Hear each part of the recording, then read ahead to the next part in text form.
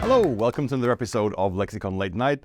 I'm your co-host, David Norcross, here with my fellow co-host, Justin St. Denis. As you know, in this series, we talk about some of the world's best storytellers and try and learn lessons from them that we can apply to business. Today, we're going to talk about one of my favorite storytelling duos of all time.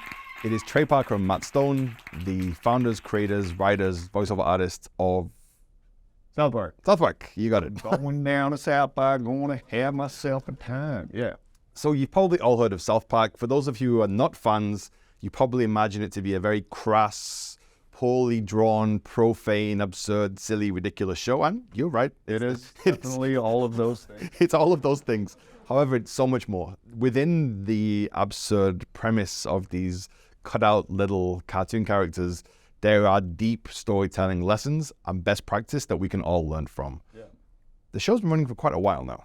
Yeah, so it originally aired in 1997. They're now in their 26th season, so spanning 4 decades, really. Incredible. And the show has been incredibly successful. They've won a bunch of Emmy Awards. There was the movie, the South Park movie, Bigger, Longer, and Uncut. That won an Academy Award for, of all things, Best Original Song. For blaming Canada. For Blame Canada, exactly. Or should we blame the images on TV? No, blame Canada! And as a Canadian, we don't sound like that guy. Come on, buddy. Call me buddy. But we all find it hilarious with the weird garbage can heads that flap around. As a Canadian, anytime Americans mention us, we're like, hey, they're talking about us. So very successful show. Obviously, they've courted a lot of controversy. They've made fun of tons of celebrities. The show is actually banned in China because of a fairly recent episode called Banned in China. So China really kind of did what was expected of them on that one. But as you were saying, obviously it is crass, silly, profane, poorly drawn on purpose. But there are reasons why it's so successful. And like you said, it's because of their approach and dedication to storytelling. Exactly. So let's jump into the first lesson, which is their focus on storytelling and structure. Now, the movie that you mentioned already, Justin, we're not going to get into the hero's journey because I think we've covered it every other episode. I think we have. But it is a perfect hero's journey. Yes. That story flows so well. It hits all the right beats at the right times, and it's a musical. I love that movie. I think it's the movie I've seen more than any other movie, but we're not going to talk about that today. That says a lot about you. You've seen that movie more than once. I have. I've seen it at least 20 times. And obviously in that movie, there's a lot of great family-related songs about uncles and other members of the family. Sure. It's wholesome, good family fun. Very wholesome. So let's get to the first lesson then, Justin. So we've got a clip, I believe. Yeah, so here's a clip of Trey Parker and Matt Stone, the creators, writers, and voiceover actors of South Park, as you mentioned earlier, lecturing at a university seminar on writing and storytelling. So let's hit the clip. Our whole South Park writers' room, one whole wall is one of these. And we've got it split up into 3 acts. We have different colored markers just like here too. Look at Yep. We have that. And I walk around with the markers like this, and we'll go, okay, we do a show about this. This is our writer's room. Oh, okay, well somewhere, okay, this would be a funny scene if we had this. True. Each individual scene has to work as a kind of funny sketch. You don't want one scene that's just like, well, what was the point of that scene? We found out this really simple rule that maybe you guys have all heard before, but it took us a long time to learn it.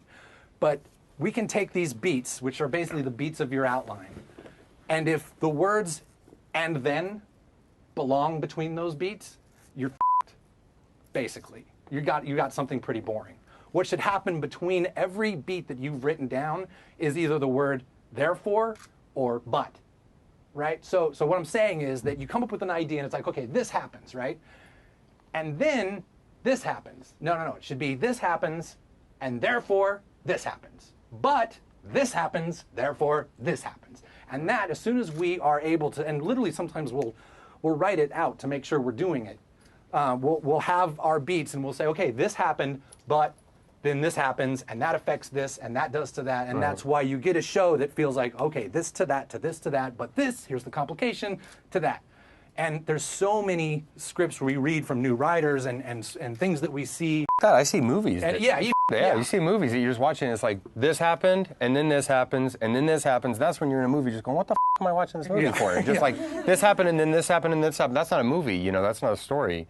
like Trey said, it's those two, but because therefore that gives you the causation between each beat, and that makes that's a story. Yeah.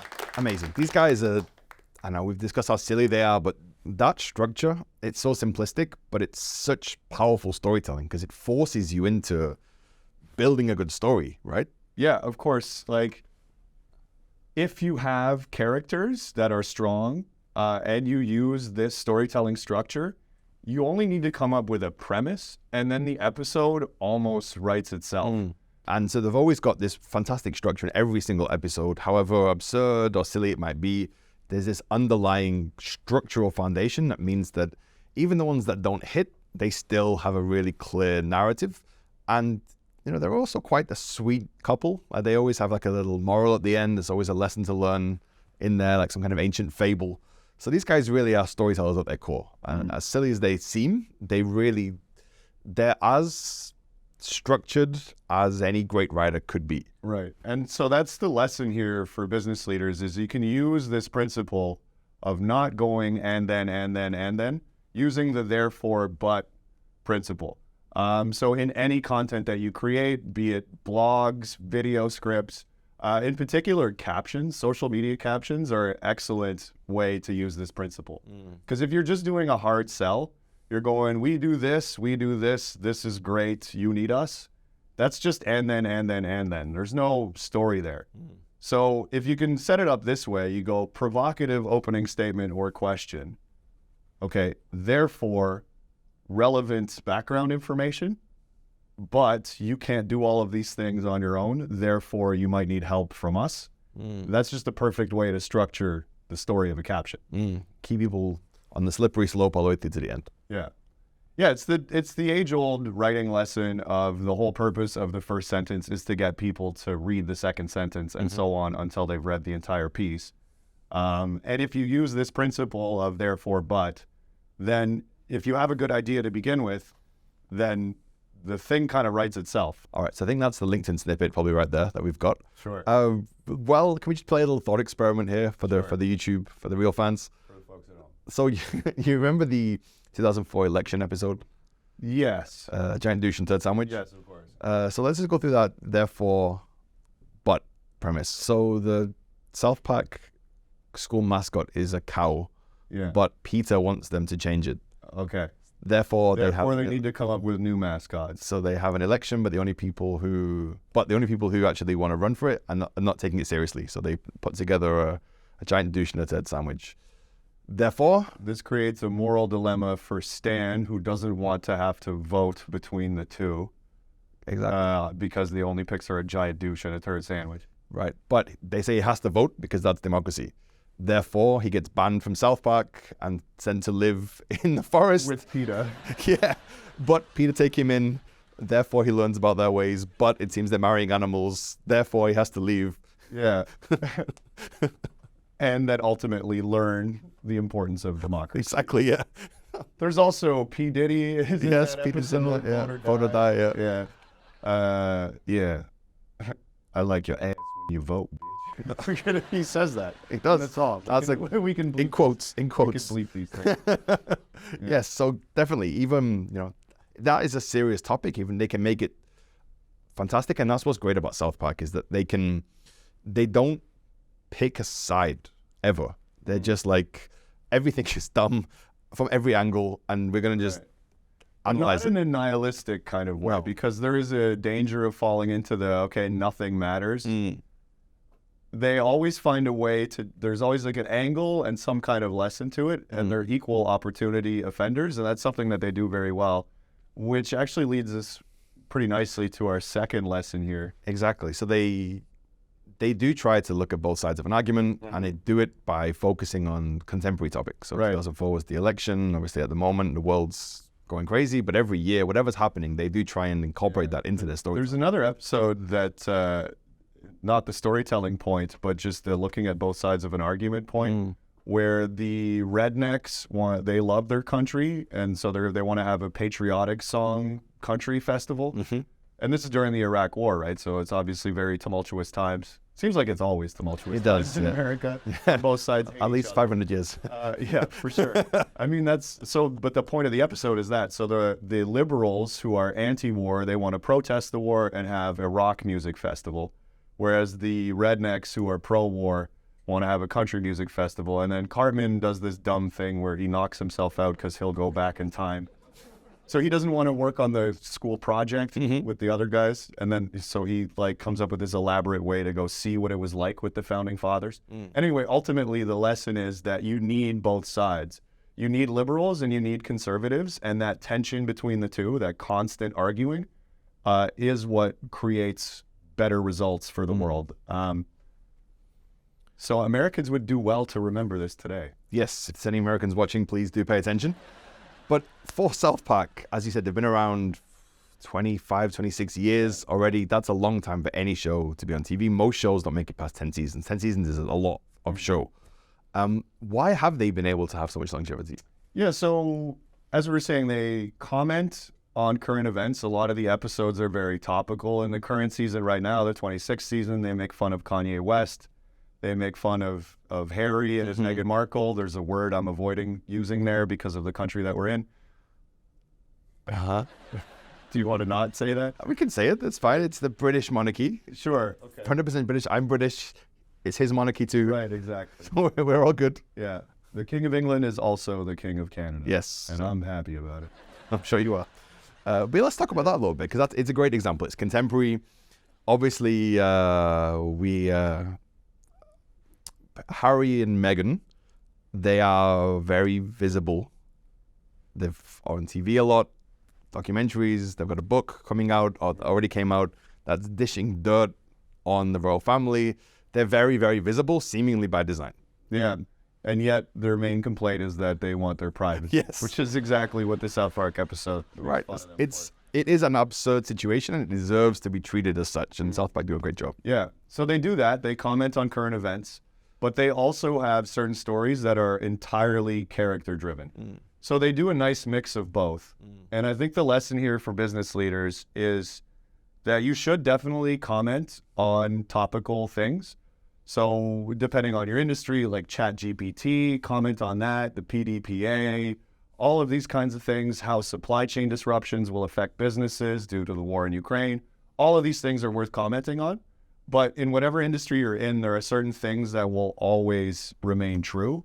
So we call this evergreen content, where it doesn't really matter when you're posting it, because these principles are true today. They'll be true in 10 years. They were true 10 years ago. Absolutely. So that 2004 election episode is true every single election. The choices are always those two options. Yeah, getting increasingly more that way, unfortunately. Yeah. I remember back into we were like, really? These are the choices?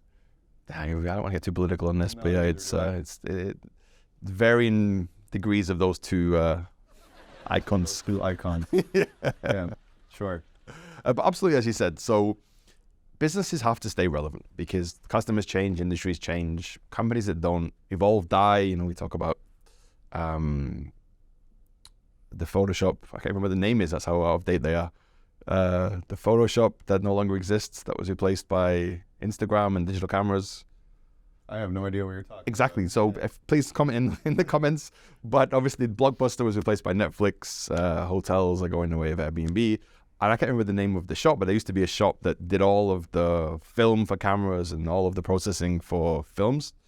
Completely gone overnight. So if businesses don't stay relevant, don't keep up with the latest trends, Photomax that kind of stuff, then they won't exist anymore. So as you said, you need some to stay relevant, to lead conversation, to be a thought leader. You got to be talking about contemporary stuff, but especially for things like SEO, you need that evergreen content that's going to last a long time, that will always be helpful, like a guide to doing business in Thailand. Right. Doesn't change that much. Good example of evergreen content for South Park is just the development of the other characters. So like, for example, Randy, he was definitely just a side character.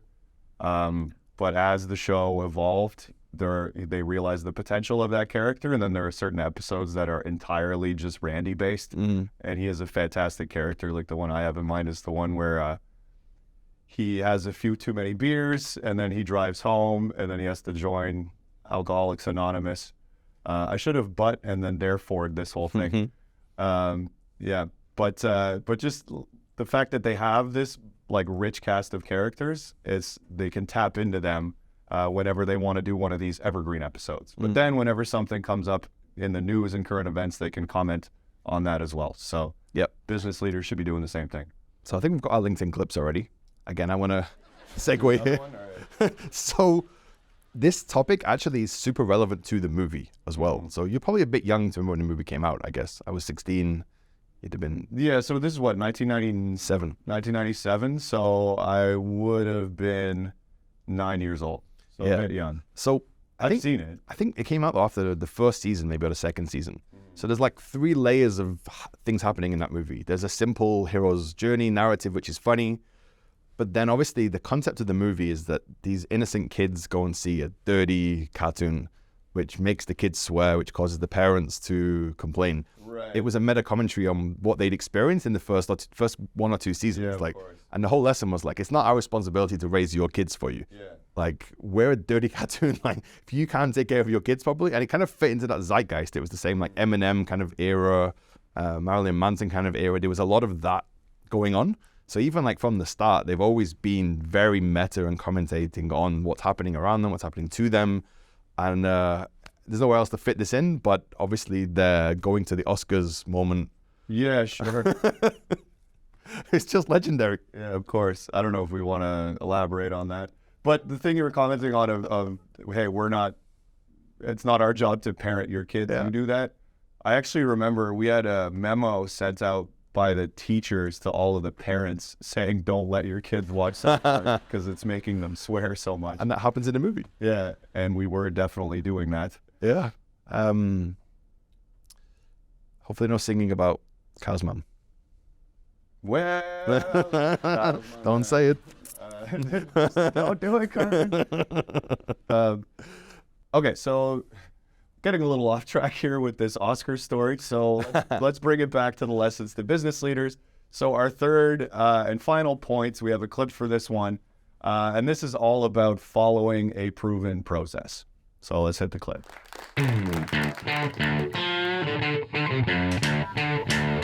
Been here in New York for 2.5 months. This is opening night in about, what, an hour? South Park seems like a million miles away. But we start in South Park in 2 weeks. We're really stupid. It's been quiet here for the last few months. It won't be any longer here shortly. Do you have concerns about their creative energy for this season? Well, Man, we gotta do 7 episodes. There's a show on this Wednesday. We don't even know what it is. And like, even though that's the way we've always done it, there's this little thing going, oh, you're screwed. You're screwed. No one does an animated show like this. When they into each other's mouths, we're not going to see feces in the iteration that I have seen so far. What they want to do and being funny is just like, that's it. That's the priority. That's like, they don't worry about anything else. Someone just farted into the PA system. I guess there's a good chance that was Trey, but What's Hollywood? Like, what's rock, you know? Pirates of the Caribbean 48.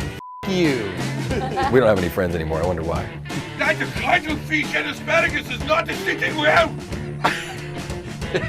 there's this documentary being made on South Park. So that starts shooting now. Amazing. I didn't know they did this even, the 6 days to air thing. I had no idea that's how they put it together, but I guess that's why they can be so contemporary. Like when there's a new election, when there's a new president coming out, they're able to have an episode that week with the new president in it. Right. Yeah, they did that with Barack Obama when he was elected over John McCain. And they tried to do it with Hillary, but they made it about Hillary, and then it wasn't Hillary, so they had to pull it out in the last. Really? I didn't know that. Yeah, in the Trump election. On the 6 days to produce an episode, that seems insane. It does. I don't think there's any other animated show that does that. 'Cause animation, as we know here at Lexicon, is very labor intensive and takes a long time. Yep. It's the benefit of them having that simple style that they've now got computer programs for, but it's incredible that they can go through the 6 days. Yeah, they're in a room with a whiteboard the first day or two. They're just coming up with ideas. They start to script it day 3, then they start to animate it, then the voiceover work at the end. I think they've only ever missed one episode in all these years from doing that. But it's, Do you remember which one? Offhand, I don't either. No, I don't. Perhaps one of the more controversial ones. Yeah, I don't think it was. I think they just had nothing. Right. They just couldn't put together something quality that week. But Yeah. in 25, 27 Which days, actually goes to a point we've made in a previous episode of Lexicon Late Night. If you don't have anything that's good enough to post, you're better off not posting. right. So their process is insane. First of all, given that they write it, they do the voiceover. That they, Trey and Matt. I mean, they never have a bad day. Like, how are they able to do that every week? It's incredible. But as you were saying, the lesson is proven process. It doesn't have to be 6 days. It can be 6 months, 6 weeks, 6 years, 6 hours, whatever it is. But if you're doing something right, you need to build a process to make sure that you can replicate it. You can bring other people in. You can make sure that the success you're having one time is repeatable. Yeah, absolutely. So you need to set up a calendar, and you need to find a way to stick to that calendar. And the way to do that is with a proven process of a timeline. Okay, so here's step 1, step 2, step 3, step 4, publish. And then you need to coordinate effectively between teams. In this case, these guys, it's all the things you said. It's script writing. Well, it starts with brainstorming, and then there's script writing, then there's animation, then there's voiceover acting, and then, of course, there's editing at the end. And the fact that they have this process and it's repeatable and it's documented, this is what makes them able to do this crazy thing of producing an episode in 6 days. Absolutely. So you can usually do this yourself if you're a business, but you might need to get a consultant in to sometimes help you put together your process. But question for you, Justin, what is the proven process for producing Lexicon Late Night? Good question. Thank you. So, of course, so we have social media calendars for the two of us for our personal brands or executive brands on LinkedIn. And then, so based on these calendars, we have certain dates where we would need a Lexicon Late Night clip to go live that day. So therefore, that determines when we need to shoot an episode. When we're about to run out of content, that's when we produce new episodes. So it's almost like a 6 days to air situation, to be honest, because 2 Mondays ago, we decided, okay, so we saw we were running out of content in the bank, so we need to film another one. We decided we have a bunch of episodes and topics that we wanted to cover. We both chose South Park. We had a little brainstorming session about the points that we could cover. I went and wrote the outline last week, showed it to you. You had some notes for the outline. We've got the outline done. We sent it to the video guys to prepare. We have a little powwow session before the shoot to make sure we've got all our points covered. Then we shoot the actual content. Then the video editors do their brilliant work of putting all of this together, selecting the clips and so on. I write all the captions, or the team writes the captions and I check them. And then we schedule and we're ready to go. So you're seeing this today. We filmed this probably about a month ago, and everything that happened before that took about 2 weeks. Yeah, and obviously we filmed it in this glamorous studio that we're in right now with the beautiful city background and the big moon behind us. It is nice, isn't it? It's not just a green curtain. Of course. Sorry, you're breaking the Conan fourth wall there. It's Conan O'Brien's studio.